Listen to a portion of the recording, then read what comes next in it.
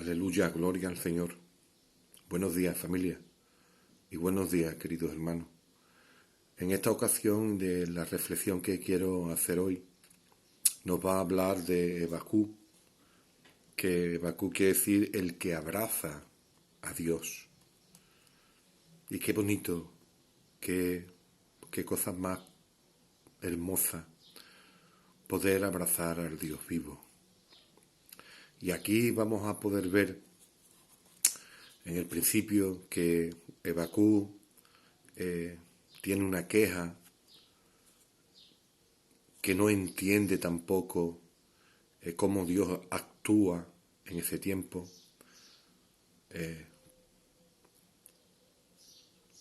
Había un desorden grandísimo en cuanto a la ley y los reyes, no había justicia.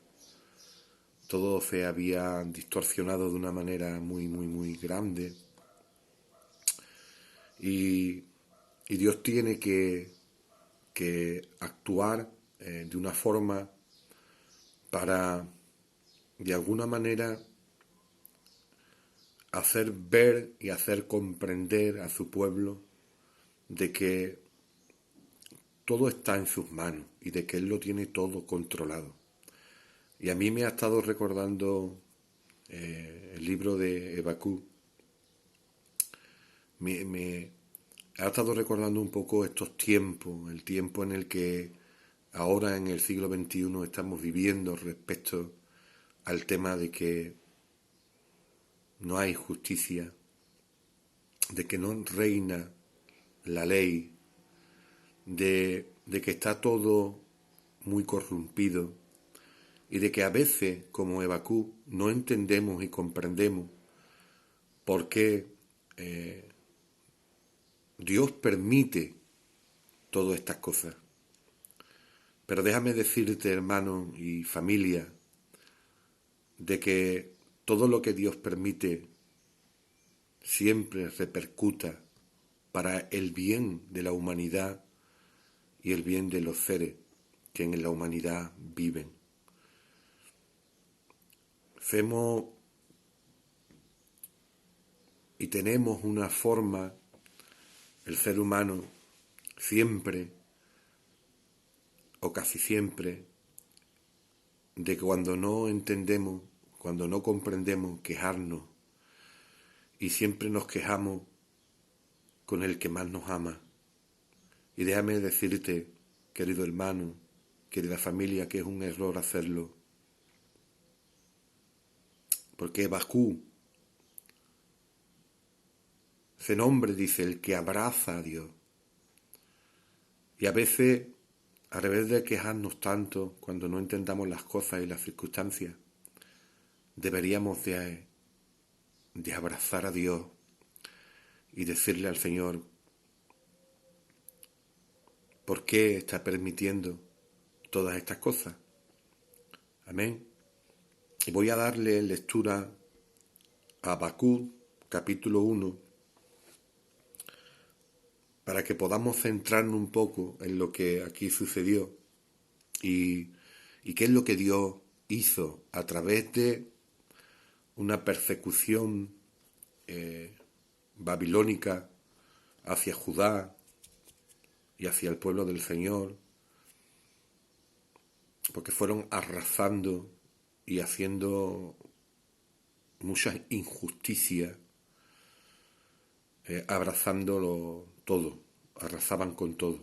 Y voy a darle lectura para poder ir poco a poco situándonos en lo que quiero transmitir con la ayuda del Espíritu Santo, por medio de su palabra, como siempre digo, siempre por medio de la palabra, de la Escritura del Señor, y a través del poder del Espíritu Santo, para que el Espíritu Santo y su palabra sea quien te hable y te convenza. Amén. Y dice así, capítulo 1, versículo 1 en adelante. La profecía que vio el profeta Habacuc. ¿Hasta cuándo, oh Dios, clamaré y no oirás? Y daré voces a ti a causa de la violencia y no salvarás. ¿Por qué me haces ver iniquidad y haces que vea molestia, destrucción y violencia hasta delante de mí? Y pleito y contienda se levantan. Por lo cual la ley es debilitada y el juicio no sale según la verdad, por cuanto el impío asedia al justo. Por eso sale torcida la justicia. Hemos visto una queja de parte de Habacuc hablándole a nuestro Señor porque no entiende, porque no está comprendiendo por qué no hay justicia, por qué no hay verdad, por qué son desolados, por qué el impío mata al justo. Y es porque en aquel tiempo, ya donde no había ley ni justicia, por los reyes se habían corrompido por la maldad que había en el corazón, a consecuencia del pecado y de darle la espalda a nuestro Señor. Y esto nos habla porque, como acabamos de leer en el capítulo 1, versículo 4, a mí me recuerda ese versículo a la actualidad, porque hoy estamos viviendo un tiempo muy complicado por parte de todo lo que es la justicia y el juicio de la tierra, del mundo. Y mirad lo que dice, por lo cual la ley es debilitada. O sea, la ley no está actuando como debe de actuar. Por cuanto el impío, o sea, el malvado, el malo, el que no cree en Dios, el que le da la espalda, al que tiene un corazón duro, reprobado, malo, el que aborrece a Dios, el impío, asedia al justo. Y hoy estamos viendo y viviendo en el mundo actual todo esto que este versículo dice, asedia al justo, por eso sale torcida que la justicia, porque queremos poner, el mundo quiere poner su justicia por encima de la justicia de Dios. Y Dios no puede permitir que eso sea así eternamente. Hay un tiempo en el que Dios traerá, permitirá, va a permitir, como en el caso que vamos a ver aquí en Habacuc. Los babilonios tuvieron que disciplinar al pueblo del Señor, a Judá. Tuvo que disciplinar a muchos pueblos porque arrasaban con todo y se los llevaban todos los botines y mataban a muchísimas personas. Pero llega un momento en el que Dios le hace ver a Habacuc el propósito que había detrás de todas estas cosas, hermano. Por eso no nos quejemos y echemos la culpa a Dios de lo que nosotros hemos sembrado y que ahora estamos recogiendo por nuestros pecados, por nuestras desobediencias, por nuestra maldad y por no haber querido someternos a la ley y a la gracia de nuestro Señor Jesucristo. Y dice en capítulo 2 de Habacuc, del 1 al 20, es un libro de los profetas menores y es muy interesante porque Dios revela aquí algo muy importante. Habacuc, aquí en el capítulo 2, Habacuc no entiende en ese momento, como acabo de decir antes, a Dios. No comprendía que Dios usara a los malvados para castigar a su pueblo. No podía entenderlo, no podía ver, y entonces él se quejaba ante Dios. Pero los caldeos sería quien disciplinara a Judá. Y a pesar de todo esto, hay algo muy importante, que Habacuc nunca dejó de confiar en Dios. Aunque no entendía y estaba confundido, hermano y familia, sabía que Dios salvaría a su pueblo. Amén. Este hombre confió en Dios y no falló. Su fe en Dios nunca falló. Tuvo una confianza total, esperanzadora, de esperanza, de esperar de que Dios actuara y siempre esperando en la voluntad no suya, sino en la voluntad de Dios. Porque aquí en el capítulo Dios vemos que Dios le revela a Habacuc lo que él no entendía. Habacuc escribió la profecía, como dice el capítulo, de tal forma que todos los entendieran. Y comprendió que Dios tiene su tiempo.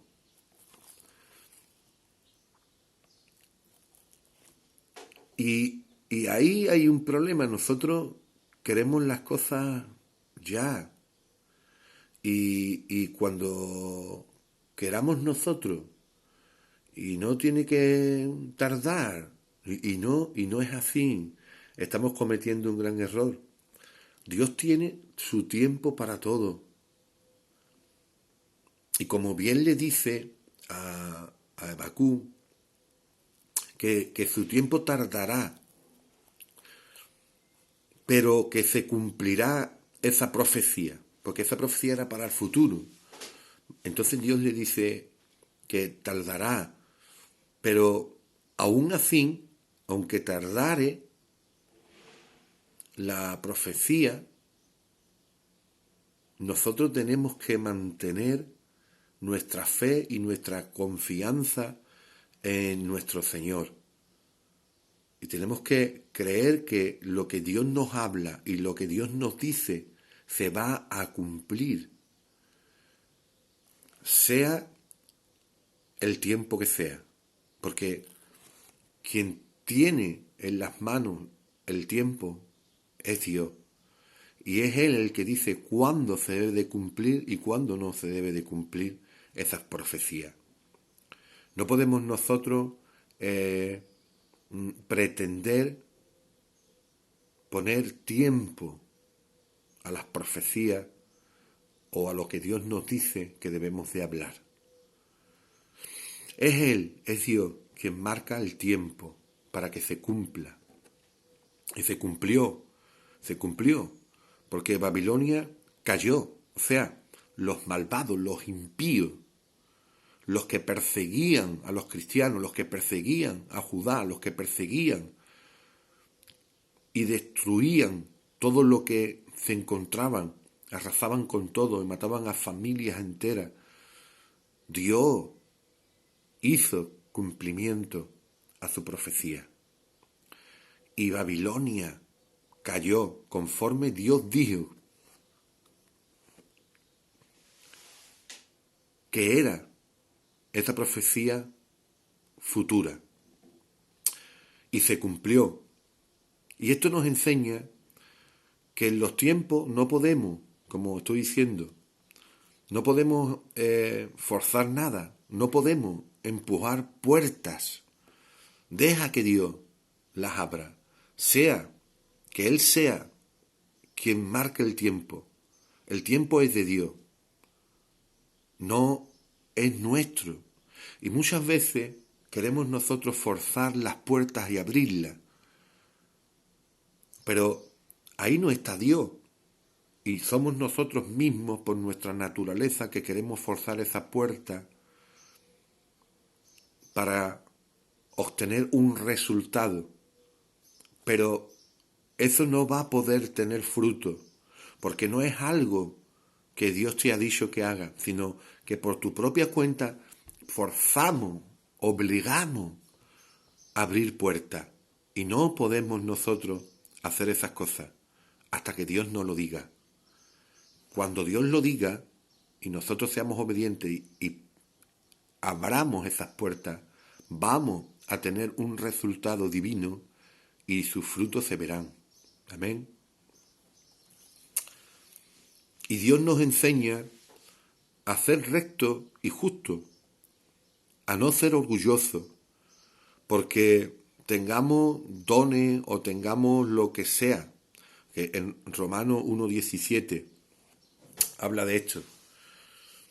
Porque en el versículo 4, he aquí aquel cuya alma no es recta, se enorgullece, mas el justo por su fe vivirá. He aquí que aquel cuya alma, porque hay muchos que su alma, hermano, se orgullece y que no es recta. Entonces, no podemos vivir conforme a ese tema. Tenemos que ser hombres de Dios y personas que vivan rectamente conforme a la voluntad de Dios, siendo justos, no hombres que se orgullecen, que se crecen por ellos mismos, y eso a Dios no le agrada. Dios quiere a hombres que sean rectos y cuya alma sea recta. Amén. Mas el justo por su fe vivirá. Si somos justos conforme a la voluntad de Dios, si somos justos conforme a los mandamientos del Señor, si somos justos conforme la fe de la palabra del Señor en el cumplimiento de ella misma, por nuestra fe en Cristo Jesús, vamos a vivir. Amén. Y él sabía que el mal no sería eterno.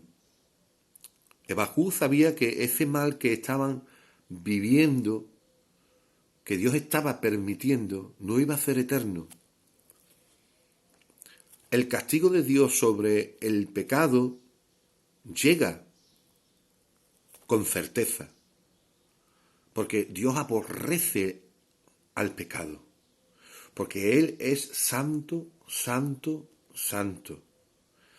Y todo el mal que nosotros cometamos y toda la desobediencia que nosotros hagamos, tener por cuenta que ese pecado que nosotros hayamos cometido vendrá, porque Dios aborrece el pecado.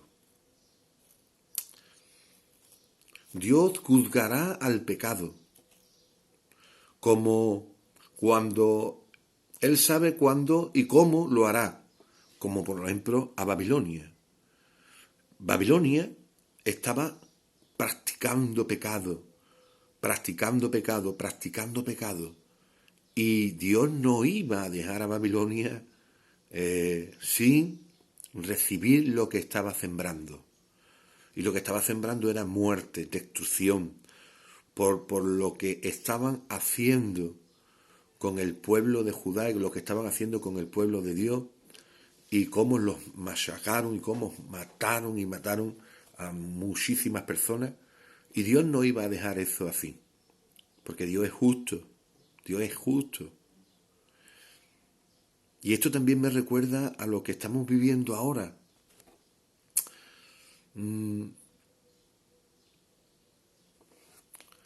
Hoy vivimos en un mundo donde